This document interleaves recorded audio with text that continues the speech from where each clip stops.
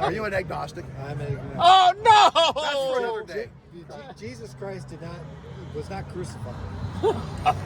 Even the Romans say that. No, Romans would keep people on the cross for 3 to 4 days because you die from asphyxiation when you're crucified.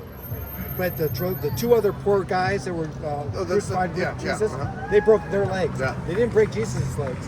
You could live for 3 to 4 days on a cross. That they did back in those days. Romans used to put thousands of people on the Trip, do you Via believe Appia. that this is for another good conversation? Well, I'm We can just only solve curious one when they put problem. But I wanna the talk to you, spear. Trip, Hey, about when this they put sometime. the spear into his side and the water Oil came and out.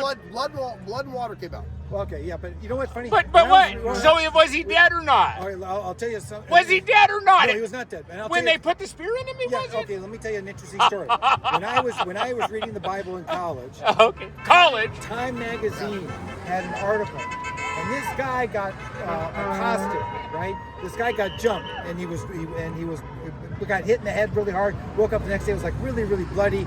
But he was like, I'm okay, I'll be okay. Went home, but he was like, I'm in bad shape. Goes home, but then he says, no, I gotta go to the hospital. Goes to the hospital. They take an X-ray of his head. He has 5 bullets in his head. Right? Now, who's more likely to die? A guy who gets hit in the side with a spear, or a guy who has 5 bullets in his head? Answer that Well, question. did he have a steel Who's plate? more likely or I who think did? Trip, he had a steel plate in his head before it. You see what I'm saying, Trip? He didn't have a steel head. So that's why when you Hey, you Don, read we're going to have to talk to Trip, and we're going to have to get him to... Yep. Jesus is the king. no, read the book Who Moved the Stone. That's an interesting book.